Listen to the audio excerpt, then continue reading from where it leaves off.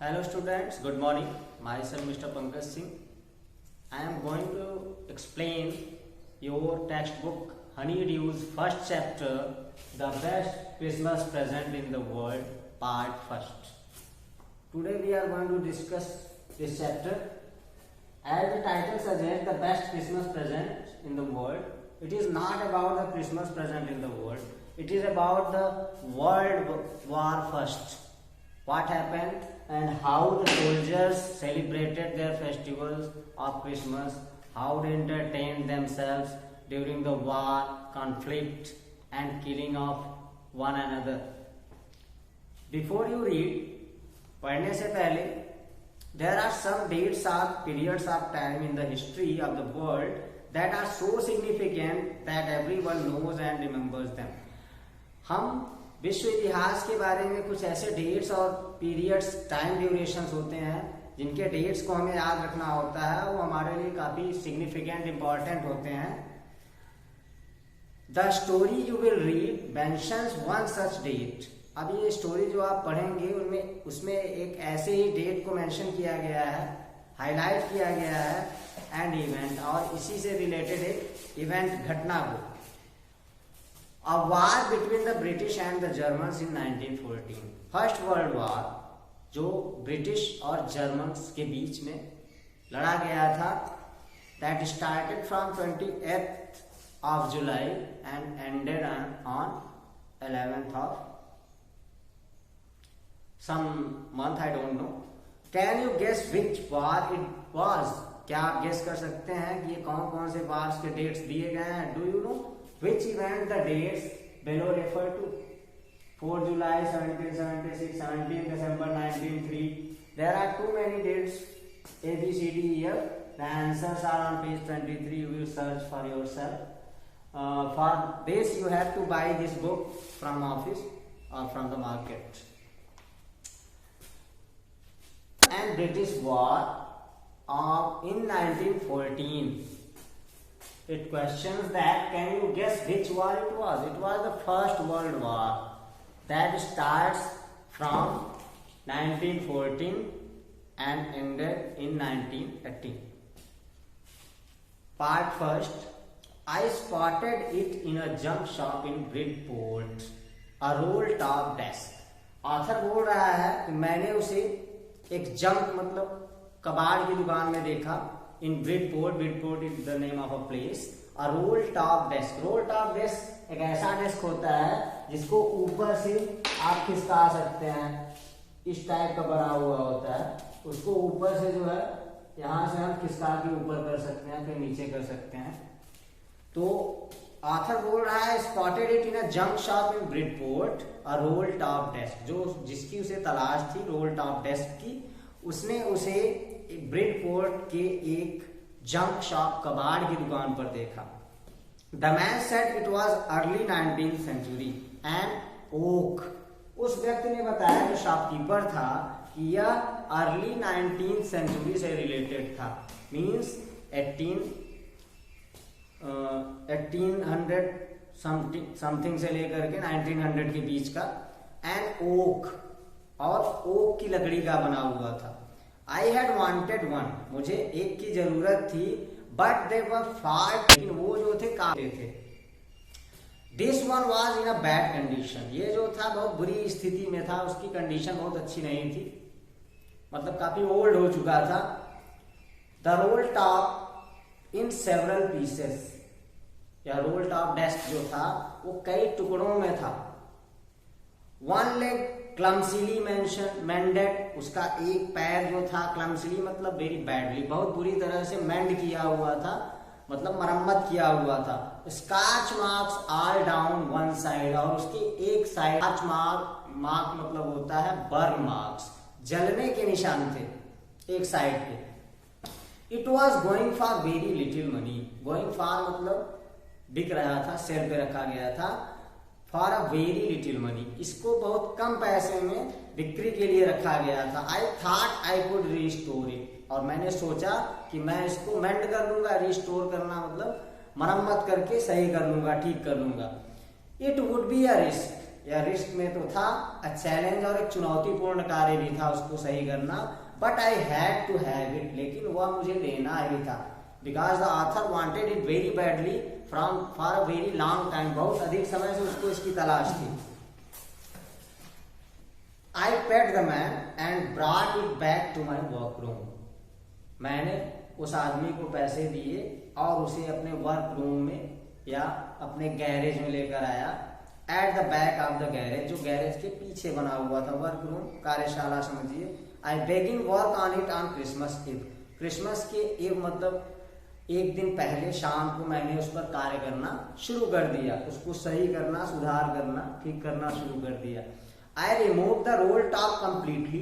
Role top, ये जो इस तरह का रोल टॉप था, उसको मैंने पूरी तरह से अलग कर दिया, निकाल दिया। And pulled out the drawers, और उसमें जो ड्रावर्स बने हुए थे उनको भी खींच खींच करके बाहर निकाल लिया। The veneer had lifted almost everywhere. veneer मतलब होता है प्लाई की पतली परत जो लकड़ी के ऊपर लगाई जाती है और डेस्क बेंचेज एक्सेट्रा पे या टेबल्स के ऊपर, तो वो जो था हैड लिफ्टेड ऑलमोस्ट एवरीवेयर, वो लगभग हर जगह उठा हुआ था। जैसे पानी वगैरह पड़ जाए तो उभर जाता है, फूल जाता है, फ्लोट टाइप का होता है, बबल की तरह, बुलबुले की तरह निकल आते हैं, जगह जगह उभार आ जाता है। तो वेनीर मतलब वही decorative piece of plastic are, या आप इसको प्लाई वो समझ सकते हैं जो प्लाई के ऊपर लगाया जाता है आपका फर्नीचर्स के ऊपर। ऑलमोस्ट एवरीवेयर, वो हर जगह लगभग उभरा हुआ था, फूला हुआ था। It looked like water damage to me, मुझे ऐसा लगा कि उस पर पानी गिर गया होगा। जैसे कैरन वगैरह होता है, प्लाई का बना हुआ सामान, उसके ऊपर अगर पानी वगैरह पड़ जाता है तो वो जगह आ जाता है उसमें, उस तरह से उसमें हर जगह से उभार आया हुआ था। तो मुझको ऐसा लगा, ऑथर बोल रहा है, जैसे कि उस पर पानी गिरा होगा, तभी ऐसा है। Both fire and water had clearly taken their role on this desk. दोनों पानी और आग, मतलब आग से भी जला हुआ था, burn marks already, scorch marks बताया हुआ है। दोनों पानी, आग और पानी had clearly taken their role on this desk. उन लोगों ने लगभग आग और पानी लगभग उसके रोल को जो ऊपर लगा हुआ था उसको लगभग खत्म कर दिया था, एकदम बेकार कर दिया था। The last drawer was stuck fast. और जब मैं ड्रावर को निकाल रहा था उसके नीचे के, तो जो और सभी ड्रावर्स तो ऑलरेडी आसानी से निकल गए, इजीली बाहर आ गए, लेकिन एक ड्रावर जो था वो स्टक फास्ट, बहुत मजबूती से फंसा हुआ था उसमें, ठीक से निकल नहीं पा रहा था। I tried all I could to ease it out gently. I tried all I could, मैं जो भी जितना भी कोशिश कर सकता था उतनी कोशिश की मैंने, to ease it out gently, उसे आसानी से बाहर निकालने के लिए। पहले तो धीरे से बाहर निकालने के लिए, आसानी से बाहर निकालने के लिए मैं जितनी कोशिश कर सकता था मैंने उतनी कोशिश की।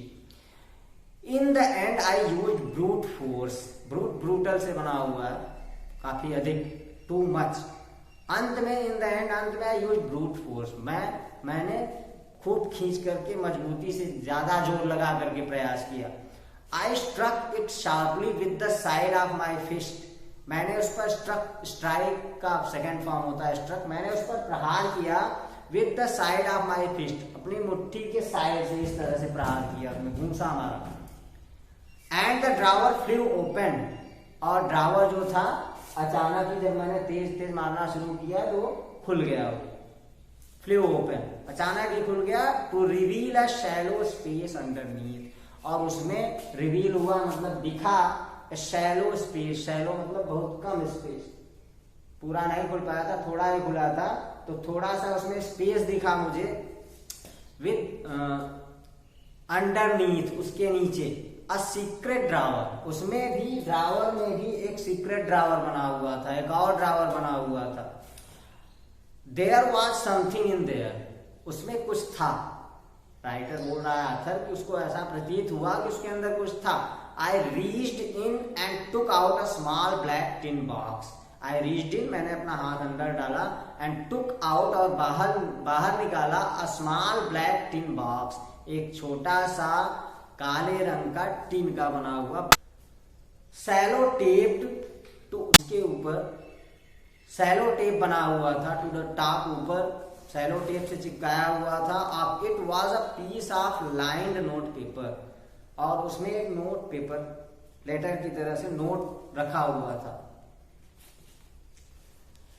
And written on it in shaky hand writing, और उसमें शेकी हैंड राइटिंग मतलब जैसे हिलते डुलते हाथों से बड़ी मुश्किल से लिखा हुआ था, जिम्स लास्ट लेटर, जिम का अंतिम पत्र, रिसीव्ड जनवरी 25, 1915, जो जनवरी 25, 1915 को रिसीव हुआ था, उसे मिला था। To be buried with me when the time comes, उसमें ये भी लिखा हुआ था कि इसको टू बी बरीड गाड़ दिया जाए, विथ मी मेरे साथ, व्हेन द टाइम कम्स मतलब when I go and leave this world, जब मैं इस संसार को अलविदा कर दूं तो मेरे साथ इस लेटर को भी गाड़ दिया जाए। I knew as I did it, मैं जानता था जब आई डिड इट मैंने यह किया, दैट कि it was wrong of me to open the box, मैं यह जानता था कि मेरे लिए इस बॉक्स को खोलना काफी अच्छा नहीं होगा, मेरे लिए गलत है, बॉक्स को नहीं खोलना चाहिए।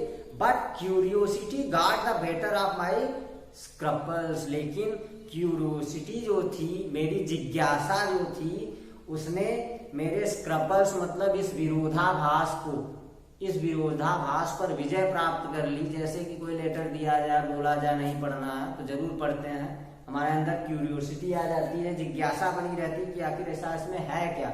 उसी तरह से जब आथर को बॉक्स मिला तो उसने पहले तो सोचा कि मेरे लिए इसे खोलना गलत होगा, लेकिन उसकी जिज्ञासा ने उसके विरोधाभास पर विजय प्राप्त कर ली।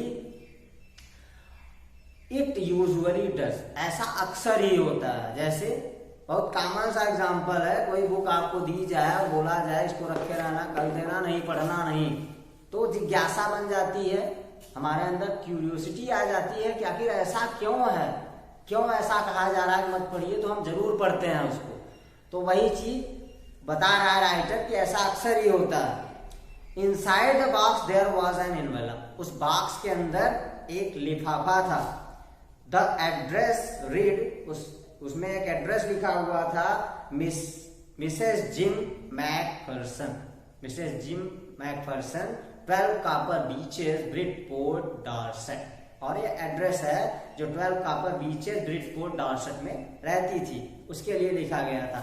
आई took out the letter and unfolded it, मैंने पत्र को निकाला, उसे खोला। It was written in pencil, वो उसमें पेंसिल से लिखा हुआ था, and dated at the top, और उसके ऊपर डेट लिखा हुआ था दिसंबर 1914, मतलब कि ये जो वो वर्ड के दौरान ही लिखा गया था। We are going to discuss about the letter in the whole story, यही हम पढ़ेंगे इस स्टोरी में। इसमें क्रिसमस से कोई लेना देना नहीं है। इसमें एक आपका जो हीरो या पात्र समझ लीजिए, एक पात्र मिस्टर मैकफर्सन है, जिसने अपनी पत्नी मिसेस जिम मैकफर्सन को लेटर लिखा था। तो Mrs gym Macpherson, Mrs gym Macpherson,